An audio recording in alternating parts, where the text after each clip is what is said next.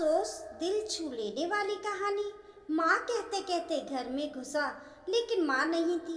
एक पल के लिए उसे अपने 3 साल में माँ के किए फोन याद आए, जब माँ उसे बुलाती थी मिलने।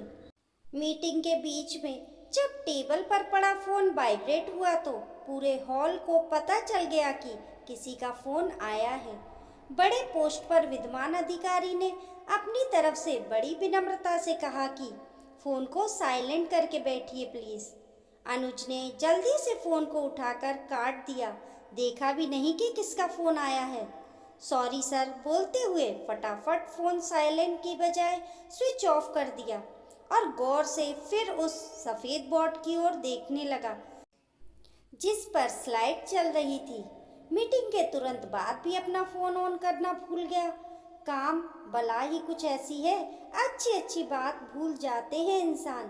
बने रहना है अगर बॉस की नज़रों में, दौड़ में प्रमोशन की, पैसों की, स्टेटस की, तो पूरा समय झोंकना पड़ता है।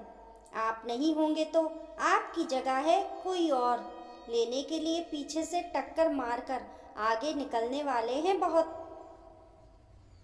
थोड़ी सांस आई इन सब बातों से तो याद आया कि फोन भी पड़ा है निर्जीव कहीं जेब में। तुरंत ही निकाला और उसका बटन दबाकर फिर उसे अपने संसार में प्रवेश दिया। कुछ सोचता समझता इससे पहले ही बीबी का फोन आ गया।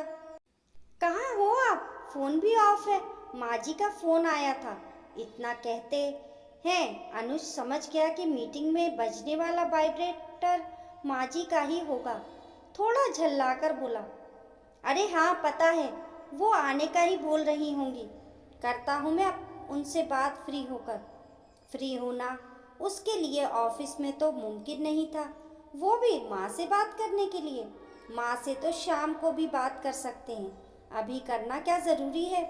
ऑफिस का टाइम खत्म हुआ, लेकिन अनुज का अभी भी चल रहा है। ये फाइल दिखने में छोटी होती है, लेकिन जिंदगी निकल जाती है इनमें सर घुसा घुसा कर। ऑफिस में घर आया, पत्नी ने कुछ कहा नहीं, एक तो पहले ही लेट हो गए, ऊपर से अगर फिर कोई ऐसी बात कह दी जिससे भड़क गए तो उसकी खैर नहीं। इसलिए खाना गरम करके खिला दिया। रात सोते समय अनुज ही अचानक बोला, अरे तुमने याद नहीं दिलाया, माँ को फ़ोन करना था। पत्नी बोली, कहाँ करते, ये आपका ऑफिस थोड़ी है जो रात 12 बजे तक खुला रहे। समय देखो 1 बजा है, 11 बजे तो आपने घर में कदम रखा, कब बात करती। चद्दर झटकाते हुए अब पत्नी को एहसास हो गया था कि अब दिन का वो समय है जब वो थोड़ा बहुत पति को ताना मार सकती है। माँ को 3 साल हो गए हैं आपसे मिले, कब से कह रही हैं कि एक बार मिल लो, पर आप जाते ही नहीं। अरे तुम लोग तो गए थे पिछले साल। हम गए थे, पर आपको मिलना है। हाँ करता हूँ कुछ महीने 2 महीने में जाने का, अभी छुट्टी नहीं ले सकता। सुबह होते ही वही दौड़ भाग शुरू। ऑफिस जाने के पहले ही ऑफिस घर आ जाता है। फ़ोन आते रहते हैं, एक चालू रहता है तो दूसरा कतार में रहता है। इसी बीच पत्नी आई कुछ बोलने के लिए, लेकिन साहब को मूड देखकर फिर किचन में चली गई। अनुज ने जल्दी जल्दी अपने सारे ऑफिस को घर समेटा गाड़ी में डालने के लिए, गाड़ी से फिर वही ऑफिस की असली जगह पर ले जाने के लिए। पूरा दिन फिर वही करना है काम। एक बार फिर माँ का फ़ोन आया, इस बार फिर काट दिया। मन में ये सोचा कि आज तो माँ से बात करूँगा ही।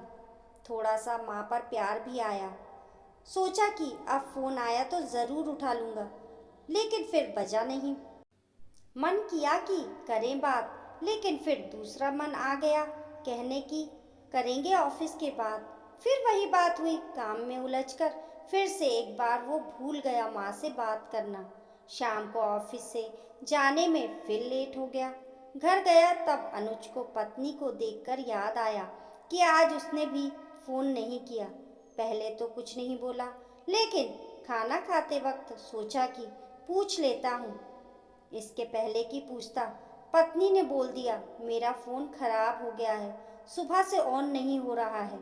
मैं आपको बताने वाली थी, लेकिन सुबह आप बिज़ी थे तो नहीं बात की। अनुज उसे कुछ कहता इसके पहले उसने घड़ी देखी। समय फिर वही 10:30 बज चुके थे। सोचा माँ से बात करूं, लेकिन फिर सोचा कि अब तक वो सो गई होंगी, इसलिए फ़ोन नहीं किया। सोचा सुबह तो उठते ही फ़ोन करूंगा। इस बार इरादा पक्का था। सुबह जैसे ही ऑफिस के लिए तैयार हुआ, माँ को फ़ोन किया। फ़ोन उठाने के पहले ही सोचा कि बड़े प्यार से माँ से बात करेगा। छुट्टी की प्लानिंग करने लगा। मन ही मन उसे लग रहा था कि माँ उसे बहुत याद कर रही हैं। माँ ने फ़ोन नहीं उठाया। ऑफिस में निकलने के पहले उसने पत्नी को कहा कि सुनो, तैयार रहना, आज छुट्टी लेकर आऊँगा, शाम को माँ से मिलने चलने।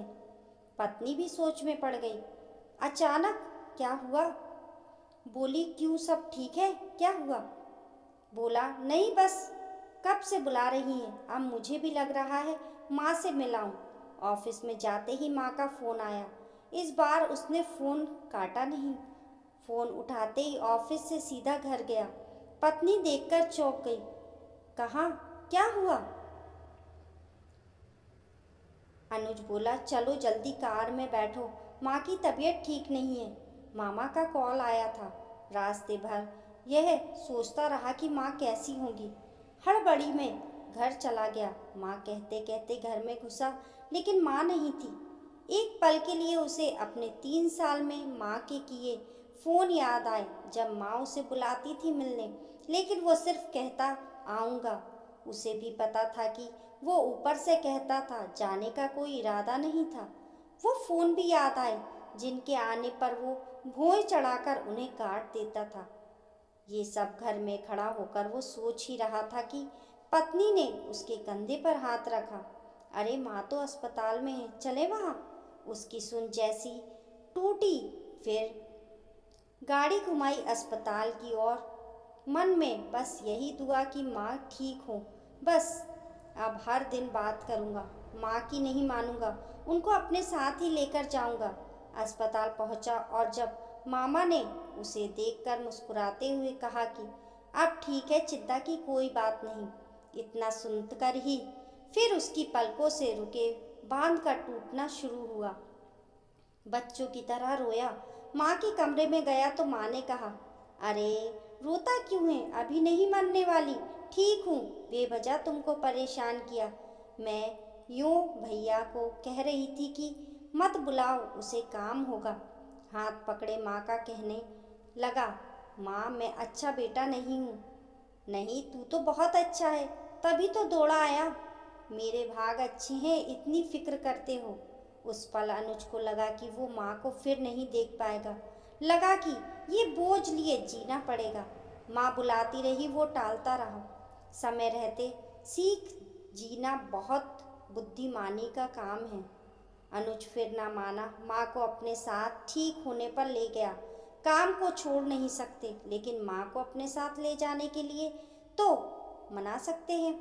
दीपक ने अपनी माँ से माफ़ी मांगी और उनको अपने साथ ले जाने को कहा। माँ भी मान गई।